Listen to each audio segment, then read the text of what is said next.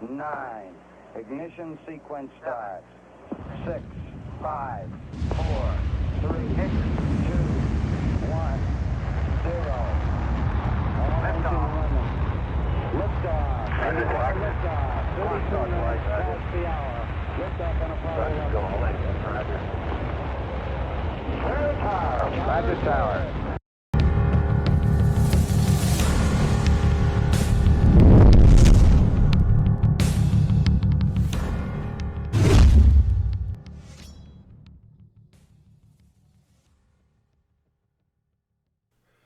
Welcome to the Alien Probe Podcast. It is Sunday, March 31st, 2024. Easter 31st. Sunday. Easter Sunday. This is how we roll. Yeah, it's our Easter. You know, and we're going to be doing the 1955 Flying Saucers Have Landed by George Adamskis and Desmond Leslie. We're on this is our episode 7, and we're on chapter 9 of the book. 6 of these already? We've done 6.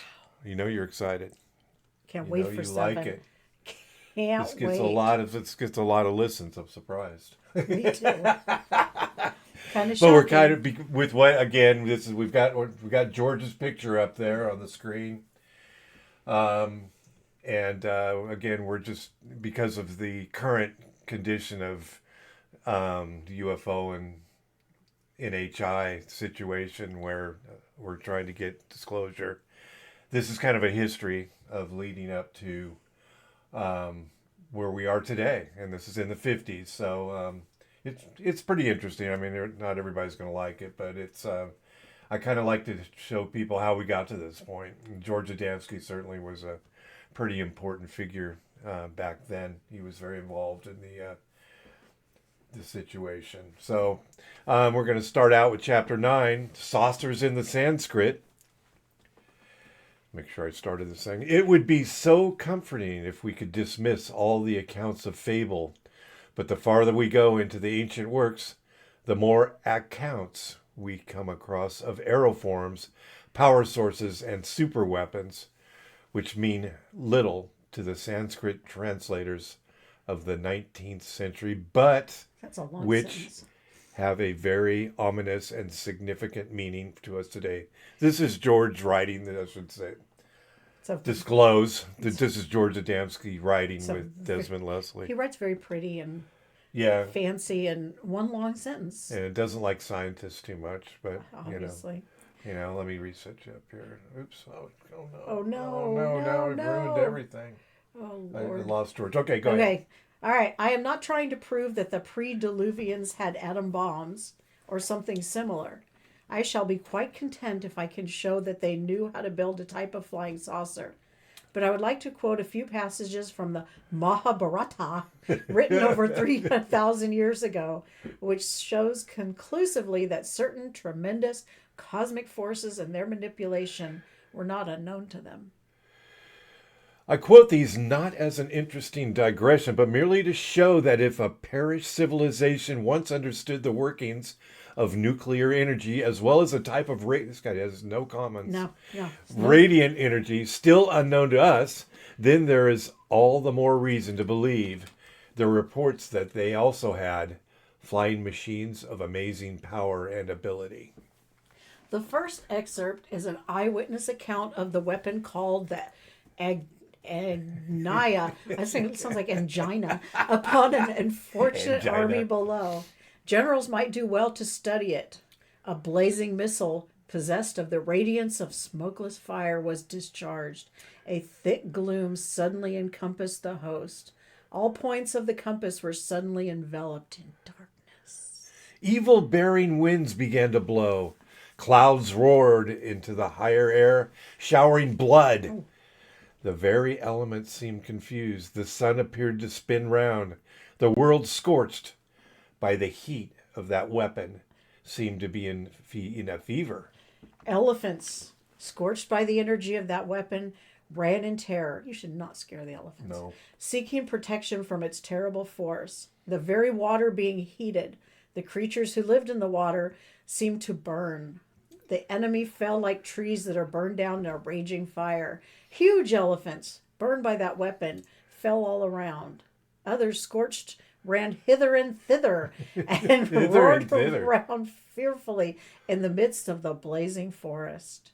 The steeds and the chariots, burned by the energy of that weapon, resemble the stumps of trees that have been consumed in a forced conflagration.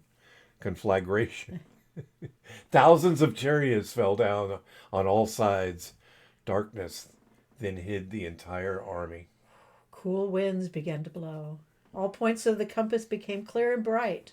Then we beheld a wonderful sight. That's a poem right there. Oh, wow. Burned up by the terrible power of that weapon, the forms of the slain could not even be distinguished. We have never before heard nor seen the like of that weapon.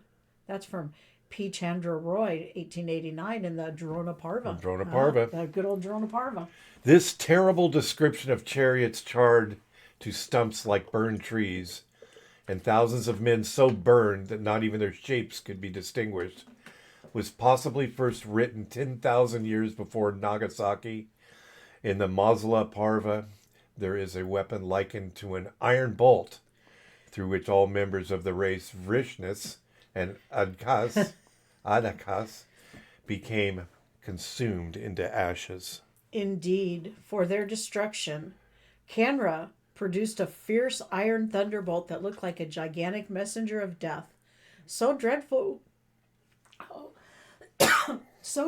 was this weapon.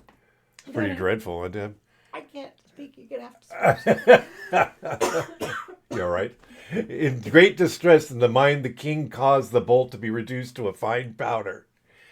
Even then, it still possessed some dreadful, virulent power, for which he employed men to cast that power into the sea. That's more P. Chandra Roy from 1889, the Drona Parva. 2 years. Yeah.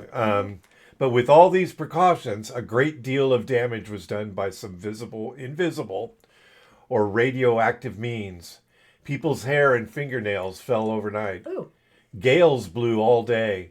Pottery cracked, so no apparent cause. Birds turned white, and their legs became scarlet and blistered, and food went bad within a few hours. Oh, not the food. Yeah. So I think Some go down the wrong pipe? No, I've been out walking the dog, and I think the allergies may have Oh, they're kicked in. Yeah. Oh, man. And that's... 'Tis the season. I just went completely dry there. Okay. Besides the Agnaya weapon, there is a Brahma weapon, like the bull, which was said to contain the powers of the god himself, that not even the immortals could withstand. This weapon is interesting, for it is like nothing known today. None of these are like anything known today. Well, it's close to, similarly, the first description was like a nuclear bomb, Yeah. but this is more akin to specific weapons, such as, hypersonic missiles and things.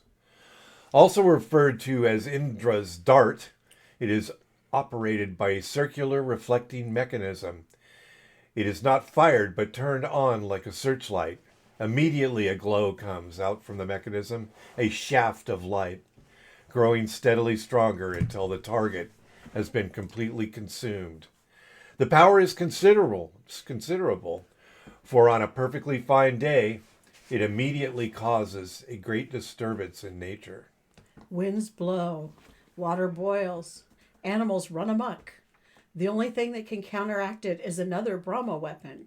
Two of these, operating in opposition, completely neutralize one another, which strongly suggests that they worked on a vibrationary principle which could be neutralized by carefully turning opposing waves. Wow. The restrictions given against the indiscriminate use of these weapons are many. They may never be employed except in dire emergency, when all other weapons have been tried and failed.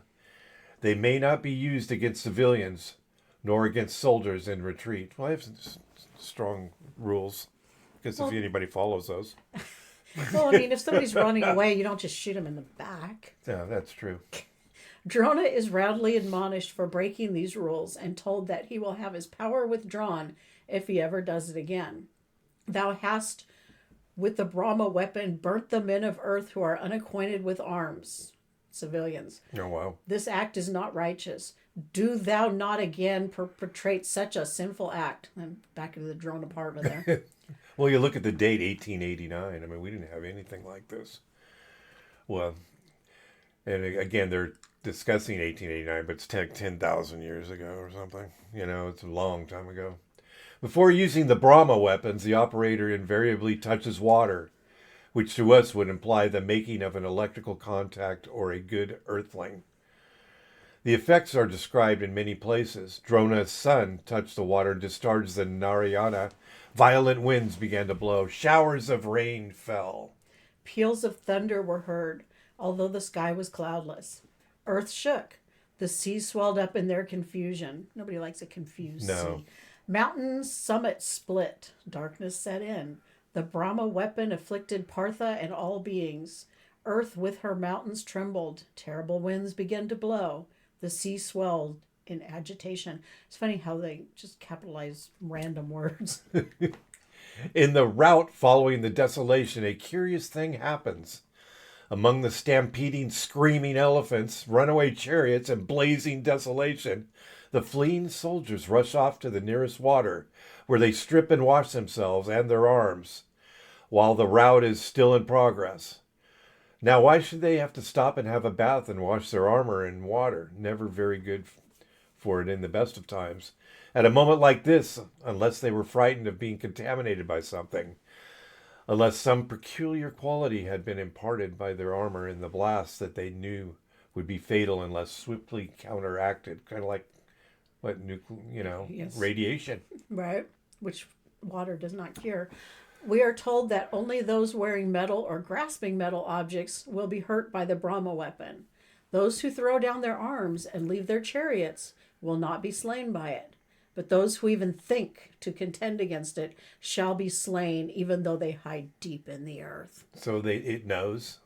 It knows. It knows who's a soldier, who's a civilian, who's running, who isn't. It's discriminate, huh? The importance of avoiding metal when the weapon is active is frequently stressed. In one battle, Bhimasena is narrowly rescued from certain death by being dragged from the chariot at the last moment. So they can't touch metal. That's interesting. So that implies a form of electricity, you would think. It does touch. Well, what? Can you go up a little bit? Yeah. Importance of avoiding. Okay, I got you. Okay. Enveloped by the weapon of Drona's son, Bhima, with his steeds, driver, and chariot, became incapable of being gazed upon. Like a fire of blazing flames in the midst of another fire, all the fierce rays began to proceed towards Bhima's chariot. As the Yuga fire consuming the universe comes at last and enters the mouth of the Creator, so that the weapon began to enter the body of Bhima, the blast of the super weapons was many times brighter than the sun. To describe it adequately, the ancient writers frequently make comparison to ultimate dissolution of our solar system when the sun suddenly flares up into a supernova, expands and devours the planets one by one. A tenet recently evolved by modern science but frequently mentioned in the ancient books, where the example is Arjuna burned all the Kurus by the heat of his weapons like the sun that appears at the end of the Yuga, consuming all creatures. This kind of reminds me of the Star Trek where they only talked in metaphors, Yeah. Oh, yeah, the original Star Trek. I remember. Well, it says 432,000 solar years ago. I think that's interesting. That's a while. Seeing this, Krishna and Arjuna shout to him to throw down his arms and get away from the chariot as quick as he can. Bhima, overwhelmed by the blazing electrical fire, stands in a daze, muttering abuse at the enemy. What would they be saying, Dad? What do you think, Dad? What are they saying? Hate you people. Whereupon his two friends, who have already taken protective measures, jump down from their own cars and run across to him, shading their eyes from the glare, while that weapon of Drona's son directed against Bhima increased in energy and power. Oh, wow. Grabbing him by the arms, they drag him from the platform, throw him to the ground, and quickly disarm him. Whereupon the weapon is quieted, and the winds cease, and the blue sky is seen again. But Bhima is furious, and he feels he has suffered an ignominious defeat.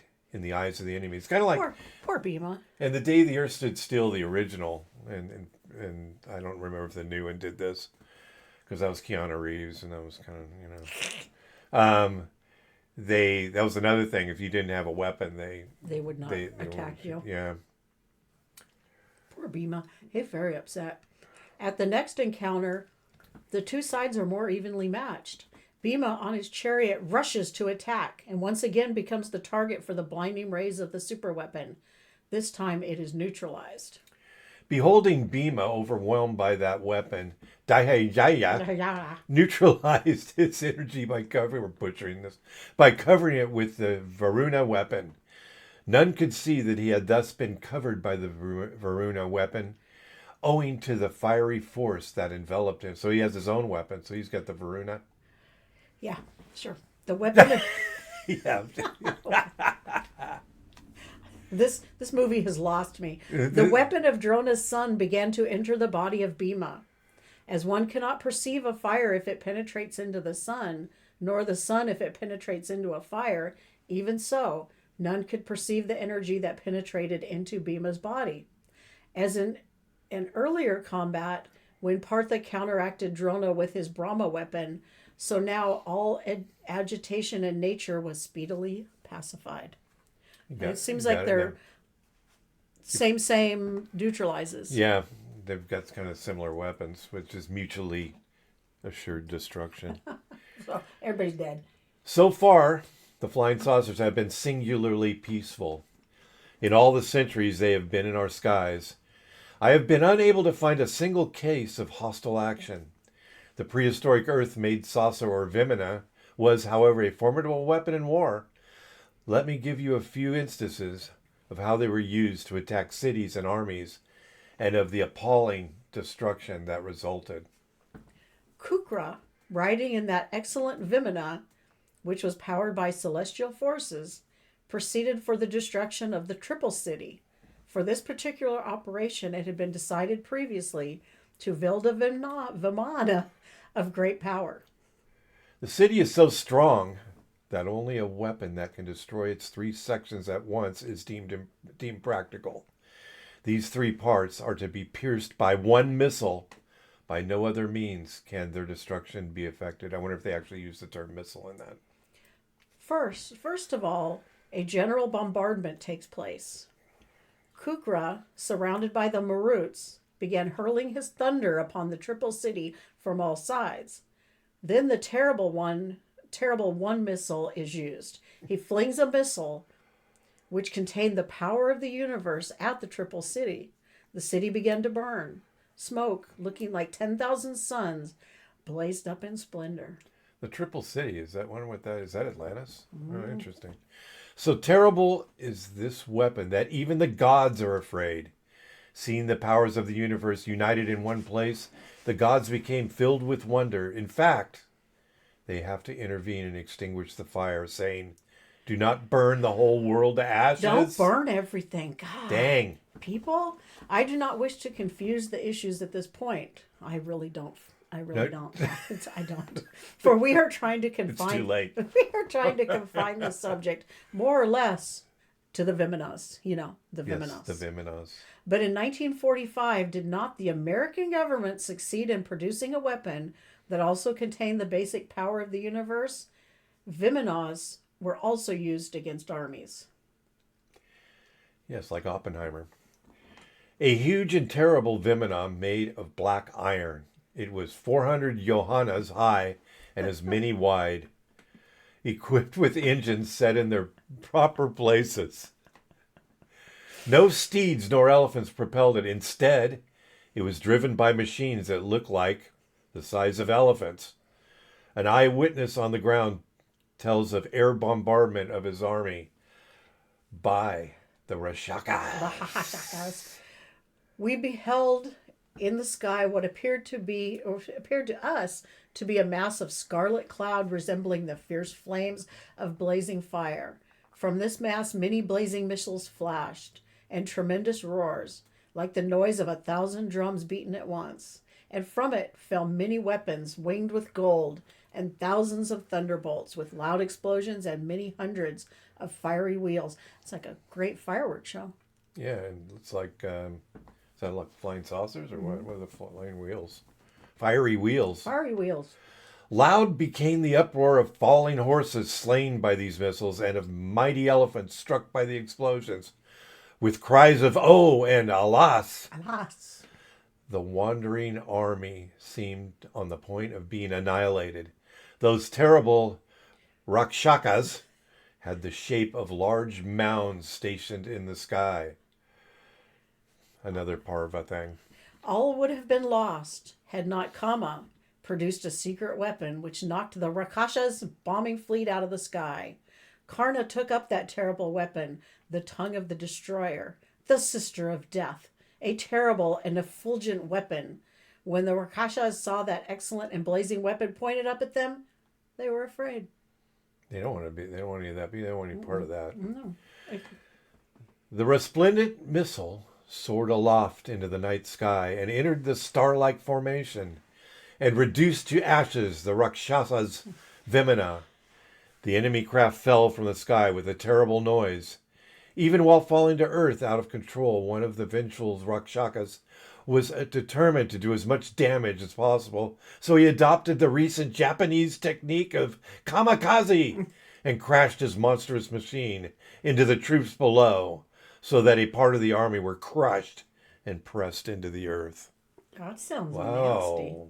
That's not... This is very violent. I know. Recall Wild. the shape of large mounds stationed in the sky, like a mass of azure cloud in the sky, surrounded by a rainbow. Vimanas, decked and equipped according to rule, looked like heavenly structures in the sky. Borne away, they looked like highly beautiful flights of birds. They were not all built in the original, more efficient circular shape. The Ramayana describes aerial cars of changing whim and fashion, shaped like horses, eagles, and elephants. There's a lot of talk of elephants in this. They're getting pretty fancy now. Wow. But again, it is possible that these were merely the names given to different sizes or classes of Vimanas. Just as we give our own aerial cars names like Hornet, Moth, Dragon, Dragonfly, Albatross, Moth, Gull, etc., after whatever bird or animal that takes the maker's fancy. The Puspaka Vimana, the Puspaka, was possibly of the elephant class with its furnishing, windows, mini apartments, and ability to carry all the Veneras as well as Rama, Sita, and Lakshmana. All of those. Yeah. Oh, that's awesome. We get occasionally stories of giant Vimanas which seem to devour of Deva. In the Mahabharata, when the Asura Maya sets out in a huge, gorgeous, golden circular construction with 4 power plants and a circumference of 12,000 cubits. The cubits. About 4 times the size of the monster that destroyed Captain Mantell's fighter plane over Godman Field in, more present day. Couldn't the same be said for flying saucers? And the word of the day, Deb, is? The Gachorachaka Babadma. And that's not what it says, but that's what I'm calling it. Gato Trakata Badba. Yeah, close. Makes a statement that is even more startling. Gifted with great energy, the Rakasha once more came down to earth in its golden Vimana. When it had landed, it looked like a beautifully shaped mound of antimony on the surface of the ground. In the recent film, The Day the Earth Stood Still, a clever representation was given of a flying saucer landing in a Washington public park. It sat there on the grass, a shapely, silvery mound of gleaming metal, for which I can think of no better description than a beautifully shaped mound of antimony on the surface of the ground. We move into chapter 10, Saucers for a Song. For something. And they say that, if one of the things that is said, is theorized, is that people that are into music see flying saucers and, strange things flying around more than people that aren't musical like you and I. That's probably why we don't see anything. Left brain versus right brain. Is that it? Because Matt's seen stuff, and I'm like, I haven't seen anything. No matter how many Vimanas come to light from Hindu Brahmin in Sanskrit and Pali literature, the secret of the power that moved them silently or musically or with a mighty roar is still denied us. Where can we search for a force that will carry a great aerial construction immense distances and to vast heights without the use of fuel? Who ever heard of getting something for nothing, of power without loss or expenditure? Until a few months ago, such a thought, and bear in mind this is 1955, A few years ago, a few decades ago. such a thought was against all the known laws of energy and its conservation, and any physicist would have told you politely and firmly that this was impossible. Just as an eminent professor once told Edison, when treated to the actual demonstration of the first talking machine, the learned professor was deeply offended and insisted that Edison was employing some kind of ventriloquist deceit, for everyone knew that sound could not be conserved. Certainly not little wax cylinders. You know, Edison tried to sell the patent to the telephone for like, Yeah, we saw that yesterday. was that $20,000? Yeah, that was just Western Union. Yeah, Western Union didn't want it because they wanted to. I thought I'd mention that. Yeah. You know, they didn't think it was a good investment. The professor was proved wrong, and his spiritual heirs are now undergoing the same salutary experience since they have got into the higher realms of nuclear physics, where certain work, particularly that concerned with the hydrogen bomb, entails the actual creation of matter from energy. The laws concerning the conservation of energy are now undergoing a substantial modification, but it will probably not be until about 1986 before their full significance is understood. But oddly enough, the mysterious force made a brief reappearance in New York, of all places, during the 1890s. Overlooked in all the bustle and bustle with which progress is progressing on its way, a lonely inventor named John Worrell Keely of Philadelphia, Pennsylvania, rediscovered this lost power, and gave it the name Dynaspheric Force. Sounds like a band. I know, huh?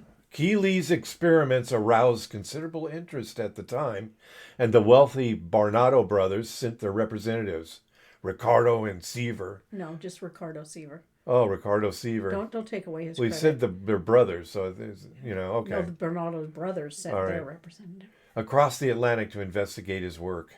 This was long before anyone had produced a television set, discovered cosmic rays, or thought about conditions existing above the then current fourth state of matter.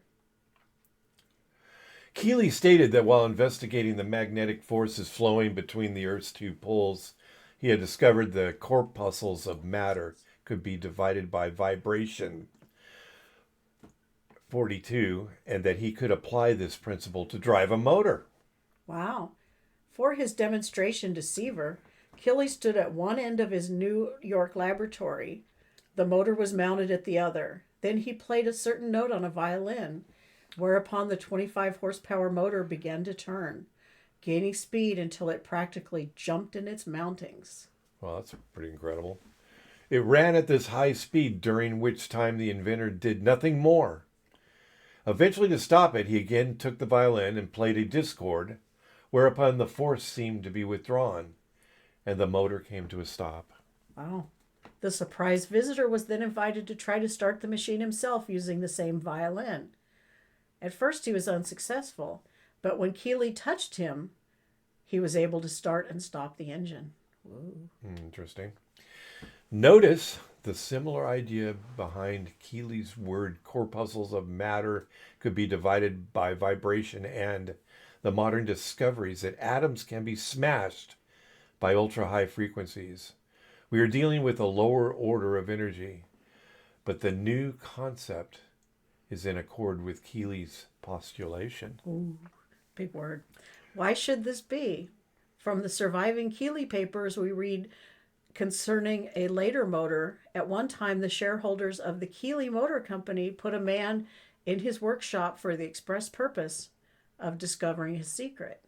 After 6 months of close watching, He said to J.W. Keeley one day, "I know how it is done now."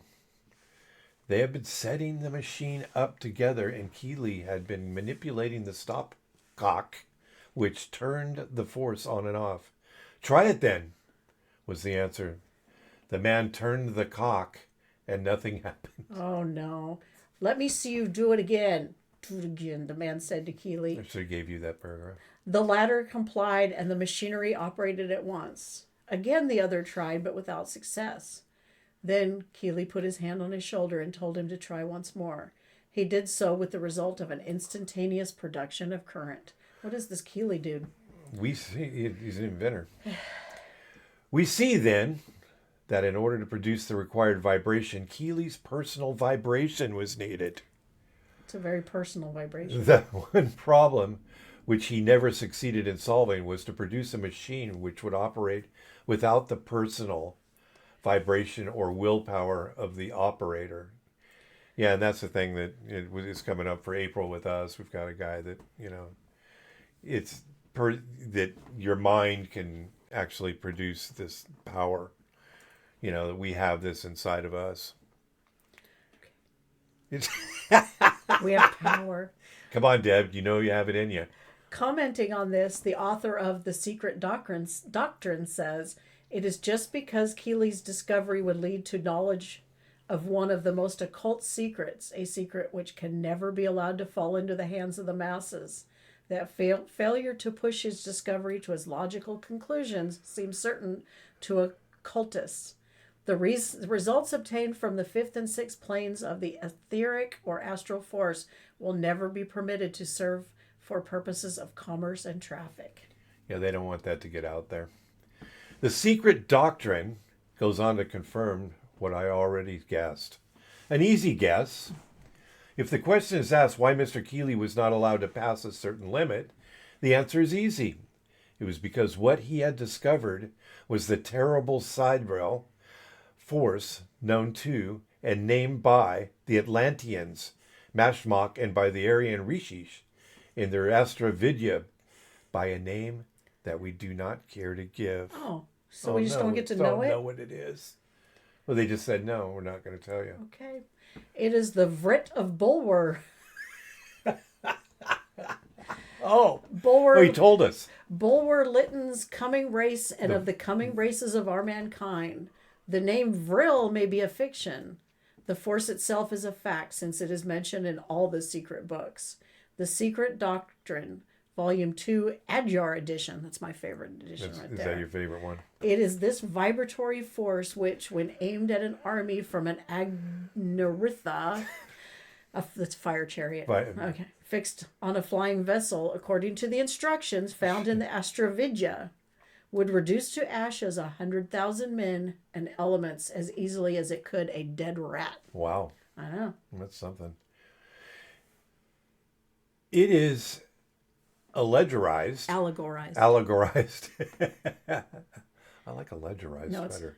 Allegorized in the Vishnu Purana, in the Ramayana, and other works, in the fables about the sage Kapila, whose glance made a mountain of ashes of King Sagara's 60,000 sons. Wow, he gets around. S-O-N-S. And which is explained in the esoteric works and referred to as the Kapila Kasha and Kapila's eye. Anybody who knows this stuff must just... They're going to be like, oh my God, you guys are butchering it. If you guys would read it ahead of time and Google one word at least. Jeez. Yeah, I'd go Google that. I could Google a couple of them. And is it this satanic force which, once in the hands of some modern Attila, would in a few days reduce Europe to its primitive... That wasn't even one of those words. I can't even say normal words now. Primitive, chaotic state, with no man left alive to tell the tale. Is it this force which is to become the common property of all men alike? That's from the Secret Doctrine. Volume 2. Volume 2. The answer to this question, asked about 80 years ago, seems to be yes. But before we are all reduced to ashes, let us take a look at Keeley's next experiment, Deb. He made a model metal airship. Model metal. Hell yeah. Weighing about 81 pounds. And 8 pounds. Oh.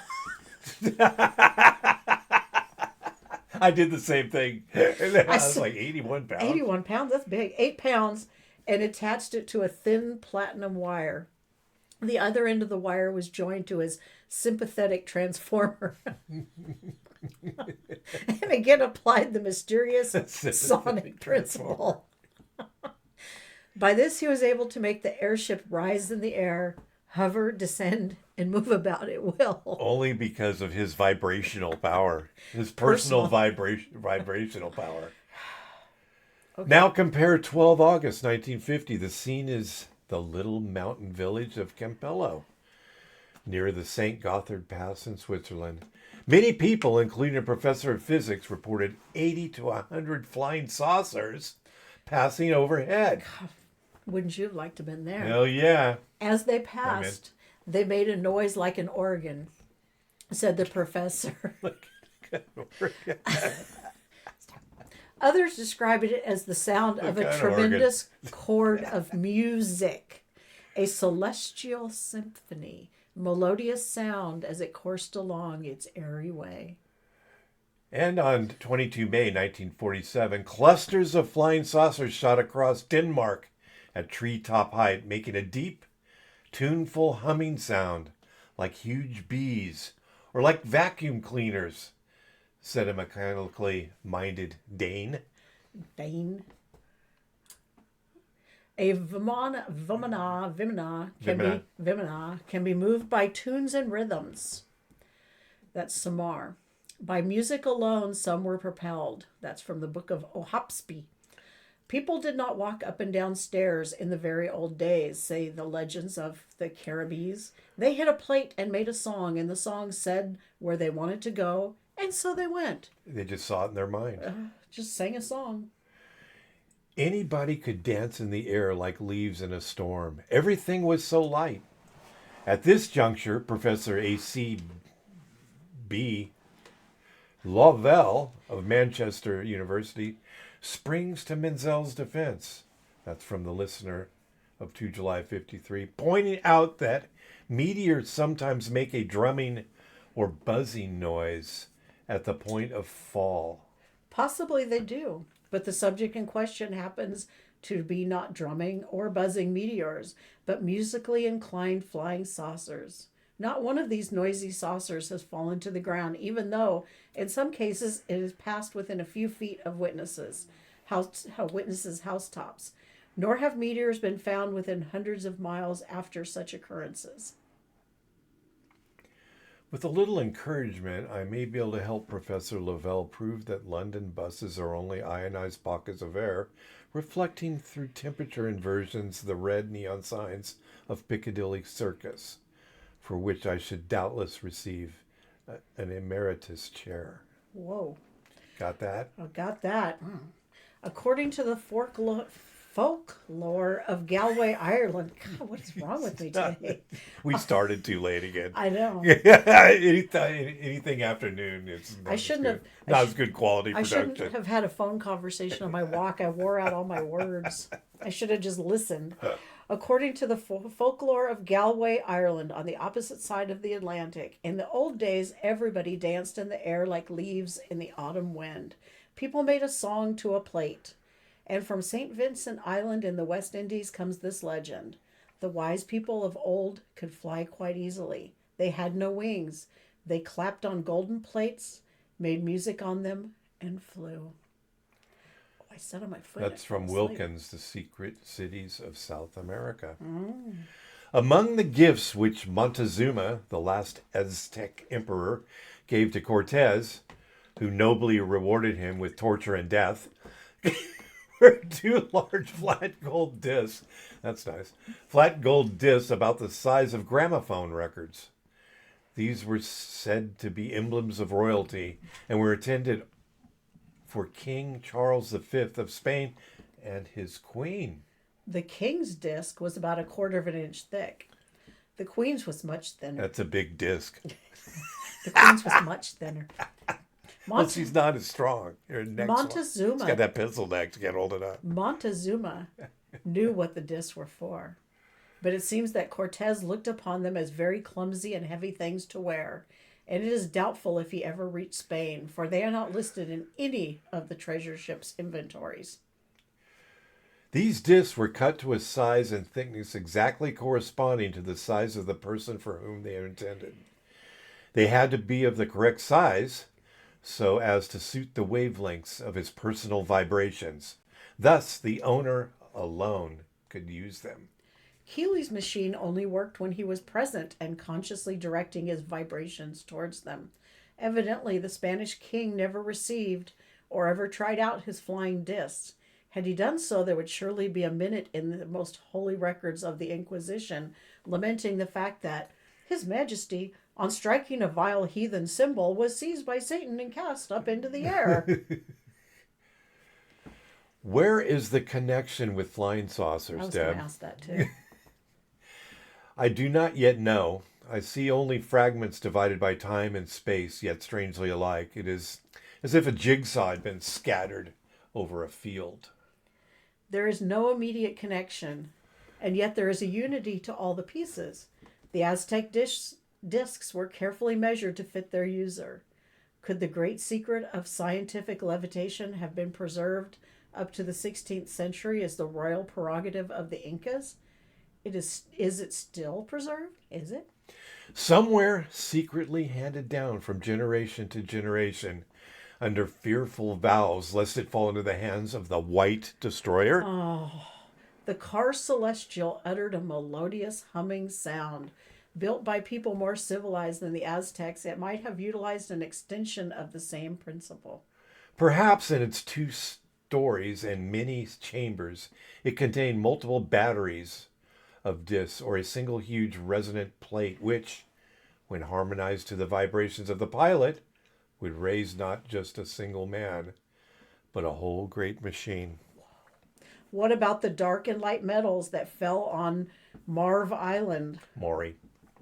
Oh, that's not a V. No, because there's a Oh, okay. there's a squiggle. correction line under Okay. it. Take another look. I know the story. That's the only Okay. reason. Take another look at Keely's engine. He struck a note and the engine ran until stopped by a discord. He struck another and a model airship rose from the ground.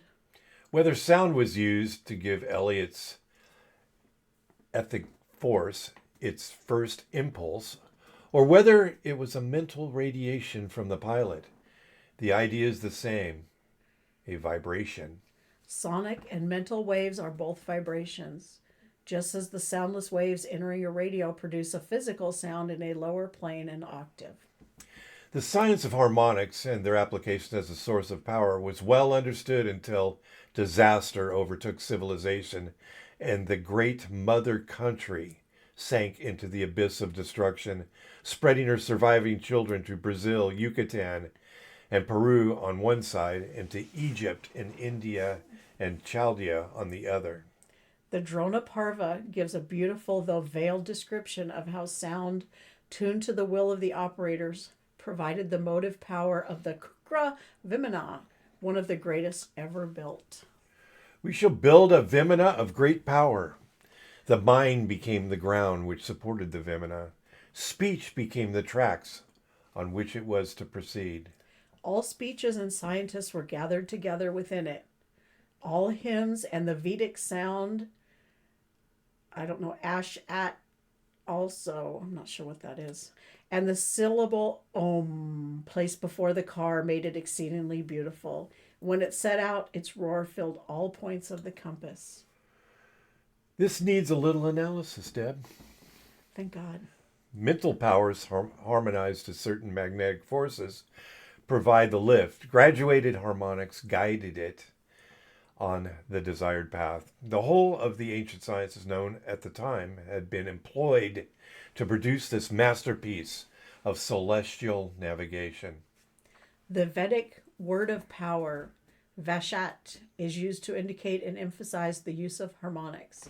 The Hindu word of power, Om, the fifth syllable of the ineffable name, is also given to show how perfectly the whole project was attuned to the natural cosmic forces that made it exceedingly beautiful. I have other records on my files of flying saucers that produced a strange musical note, described by observers as unlike any sound they have ever heard. For example, at 5:50 p.m. on 27 September 1952, George H. Williamson of Prescott, Arizona, heard and saw a colossal saucer pass over his house with a noise he described as different and more powerful than a jet. Musical, rather like a swarm of bees.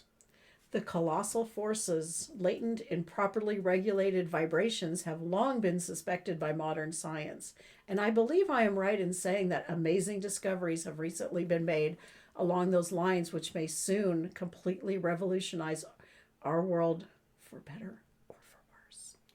But what happens to Keeley? Whatever happened to Were you Keeley? wondering about what happened to Keeley?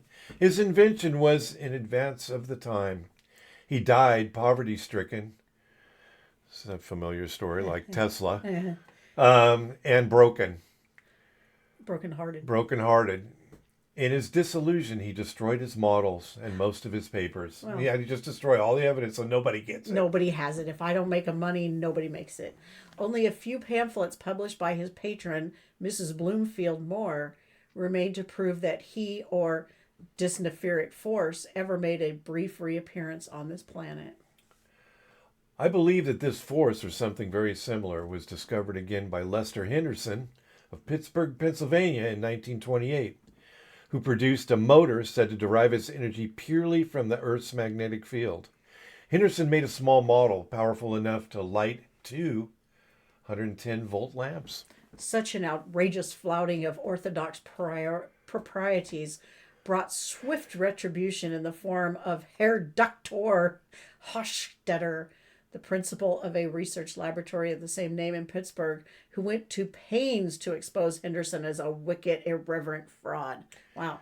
The Herr Doctor, so that pure science might shine forth untarnished, went to the expense of hiring a lecture platform from whence to denounce Henderson and all his books by demonstrating an exact model of the motor, which, as was to be expected, failed to work. Hochstetter fumed that some years earlier Henderson had hidden a tiny battery in the motor. Some years earlier. Quite how this was supposed to have run 210-volt lamps, he didn't say. Henderson admitted the battery as being a blind to lead inquisitive snoopers off the scent before he had patented his process.